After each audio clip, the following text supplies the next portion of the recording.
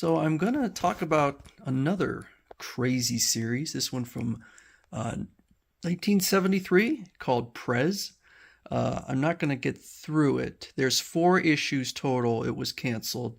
Um, but I'll go as long as I can for about 10 minutes and then stop. So this was also like Brother Power the Geek was also created or co-created by Joe Simon.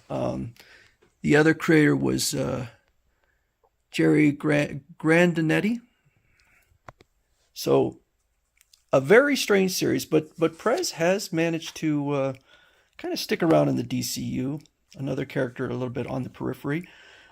He's an interesting character with a lot of potential, and I don't know. I'll show as I go through it why I think that they failed. So he's an 18-year-old, and this was sort of relating to what happened in 1971 when the minimum voting age was lowered to 18 in the 26th Amendment.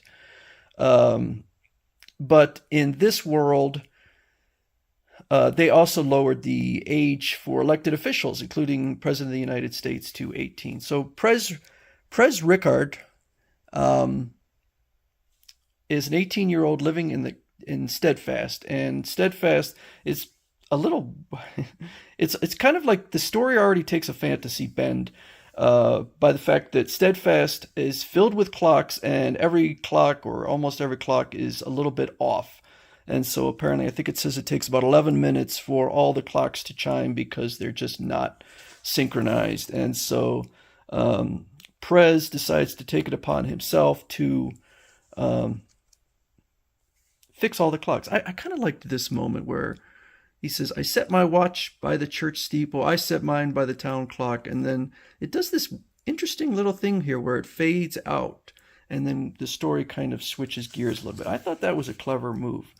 So there's Prez out there fixing clocks. The reason his name is Prez is because apparently his mother had dreams of him one day becoming the President of the United States.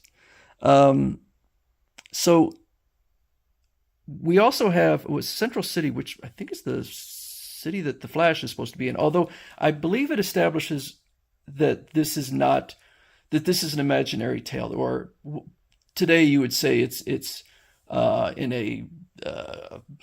the part of the multiverse, and they kind of established that the world of Prez is part of the multiverse but separate. So we have the first villain here, and he is Boss Smiley.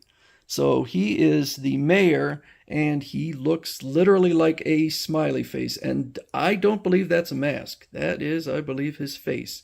So we're already getting a little bit silly with that villain. Kind of a almost like a Dick Tracy weird-looking villain.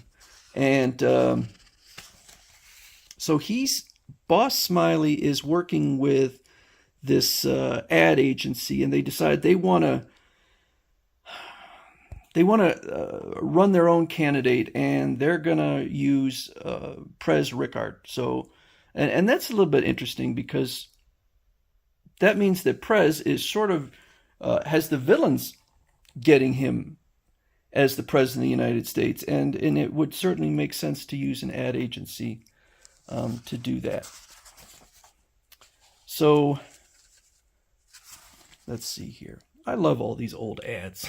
This is actually I usually, when I get these comics, I get reader copies. I bought this years ago. This is a pretty decent shaped comic, actually. So they brought Prez in, and now it's where it gets even stranger. We have this fellow named Eagle Free, who's a Native American and dressed as a Native American, as a stereotypical Native American. And so I believe what Boss Smiley's plan is, they have a dam, and I think they're going to blow it up, and then his company will rebuild it and then take the money. So they are clearly corrupt, and there is Eagle Free with his animal friends, and they include looks like an ape, some monkeys. We have an elephant. But basically, we have animals that are clearly not from North America, so that's a little strange. And So they do blow up the bridge, and done to make it look like an accident. And so Eagle Free and his animal friends rush towards them in a boat, which is meant to look like an ark, and then attack them. Okay. So Prez and Eagle Free get into a little bit of a battle, and Prez is kind of played off as extremely talented, and so very intelligent, physically gifted, and so he's Eagle Free is kind of cluing him in on what he's doing there with his animals and kind of protecting the land. And then they go through this weird little montage, because apparently Eagle Free is almost a Tarzan type character in that he has trained with the animals to become superhuman. Not superhuman, but like kind of like Tarzan in that he is like the extreme of physical fitness. And so Prez also decides to use the training of the animals, and I think he does it in just a few days. So I guess that's to explain why later in there he seems to be quite, there they are, jumping, quite physically gifted. So they are using their newfound skills to break in and find the evidence against Boss Smiley. Now, mind you, Boss Smiley has him running for the Senate as a senator. So this is, I don't understand what they were thinking. So he runs as a senator, and then it's election day. All over the country, young voters turn out to elect their peers to national office. Okay, it says, after the youth of America gained a majority in Congress, they voted an amendment to the Constitution which would lower the required age of the president from 35 to 18. Senator Prez Rickard, running on the new Flower Party ticket, upset both the Republican and Democratic candidates to win the presidency after a truth and love campaign. Okay, I don't know why they went this route, because it's not like he was senator and then 6 years later ran for president. He's still 18, so he's a senator and he wins the presidency. I don't know why they didn't just have him just run for president. And I think it would have been really interesting to watch the campaign. We never see him campaign at all. He just wins. So already I'm thinking they're kind of dropping the ball on this whole thing. And so now he is the president, and he makes Eagle Free his FBI chief. And he says, and you as my vice president, he's looking at a shadowy figure. And then it says, let's see,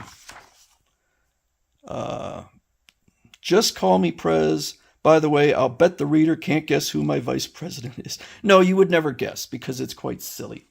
It's really, really, really silly. So we get into issue 2, and I'm just going to kind of briefly touch on it. We do get to find out who his vice president is. Can anybody guess who his vice president is? We show him, apparently he's really effective as president, and peace in our time, and so everyone loves, not everybody. So there obviously are politicians that are out to ruin him, and we come across another character named Chess King, and he is a extremely talented chess player. And then we get introduced to his vice president, which is his mom, named Martha. When I read this, I had the impression it wasn't his mom, even though she does call him son, but he calls her Martha, so that's kind of weird that he's calling his mom by her first name. So he's playing chess with his mother, with Prez's mother, and gets checkmate because he's a chess master. And I'm going to leave it at that. And the series just keeps getting weirder and weirder. And we'll see later on just how weird it can get within just 4 issues.